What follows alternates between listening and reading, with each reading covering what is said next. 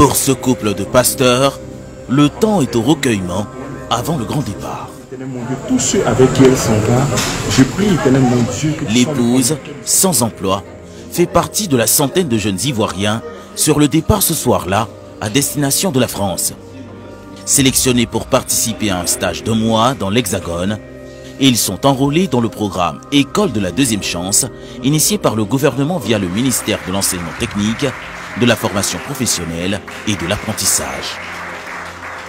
Titulaires d'un bac+2 pour certains, bacheliers pour d'autres, et ils seront formés durant des semaines à des métiers précis, notamment la conduite d'engins ou encore la mécanique. Direction l'aéroport.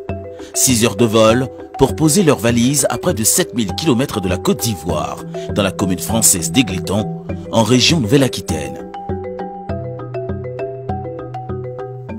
Sous ce hangar, des travaux dirigés de mécanique, des maintenances d'engins. Les apprentis renforcent leurs capacités, toucher du doigt les spécificités de leur futur métier.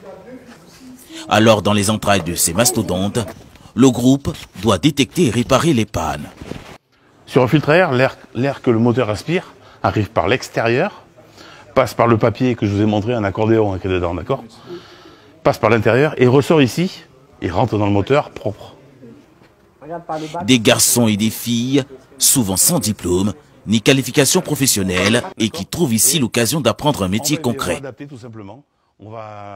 Sylvie Ingetia, la petite vingtaine, a pour seul diplôme le bac, mais a quitté son quotidien de serveuse pour se plonger dans la complexité des gros engins. Dès mon arrivée ici, je ne savais pas comment on fait l'entretien d'un engin, mais je suis arrivée. Aujourd'hui, on nous a appris à faire comment. Je suis sûre que je vais y arriver. Pour les encadrer, des professionnels français qui accueillent depuis 2 ans des cuvées comme celle-ci. Frédéric Loubière coordonne ici à Égletons ce projet de formation des jeunes Ivoiriens. Le but, les outils pour répondre au mieux aux besoins d'une main-d'œuvre qualifiée. L'idée, c'est de travailler sur le geste professionnel et sur la pratique.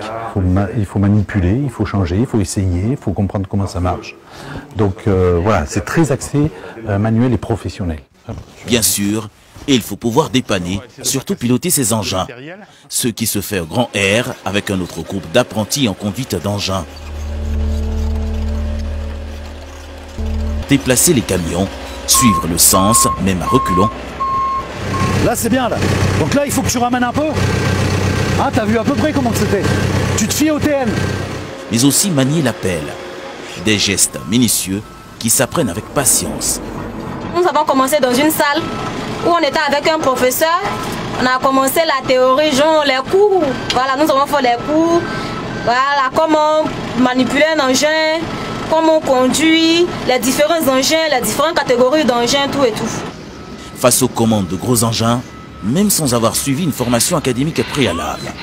C'est le cas de Jacques Boussou, qui a laissé tomber le monde des platines. Mon histoire, c'est que j'ai échoué 2 fois au bac, l'an 2000, 2019, 2010. Voilà. Après ça, je me suis reconverti en tant que DJ. J'ai exercé dans ce métier-là durant 10 ans. Quand je me connectais par moment, je voyais un peu les publications du ministère et tout ça.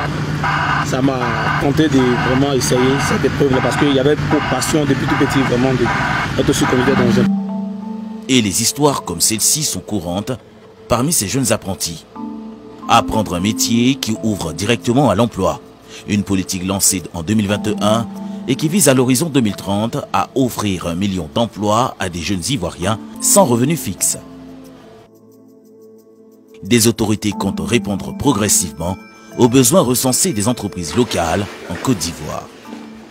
Les entreprises sont effectivement engagées. Je tiens à vous dire que c'est dans tous les domaines, que ce soit les grandes entreprises, les petites entreprises qui ont des véritables besoins et qui participent régulièrement à nos différentes séances de travail. Et là, pour des besoins d'échelon en entreprise, nous avons des ouvriers qualifiés, des techniciens qualifiés, des ingénieurs qualifiés, ainsi de suite, pour pouvoir répondre véritablement à tous les besoins de tous les différents corps de métiers.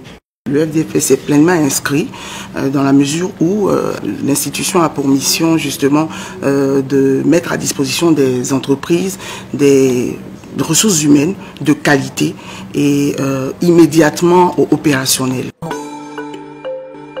De retour au pays, les apprentis sont immédiatement insérés en entreprise. C'est le cas d'Emmanuel Assampon, opérateur topographe au sein de l'entreprise de la place. Tout comme 30 autres apprentis. Son métier, il le prend à cœur. Je n'avais pas de connaissances en topographie. Tout a commencé avec le projet École de la deuxième chance. Donc c'est arrivé en France à Égletons, qui nous ont commencé à nous jeter les bases de la topographie. Et en 3 semaines, ils nous ont donné un peu le minimum. Et quand nous sommes arrivés en entreprise, nos responsables ont pris le relais. Et ça fait 1 an que nous sommes sur ce chantier. L'ambition du gouvernement va plus loin. Voir arriver sur le sol ivoirien ces écoles des métiers. En attendant, pour bénéficier du programme de la deuxième chance, il faut être âgé entre 16 et 35 ans, avoir le niveau minimum CM2 et s'inscrire sur le site du ministère de tutelle.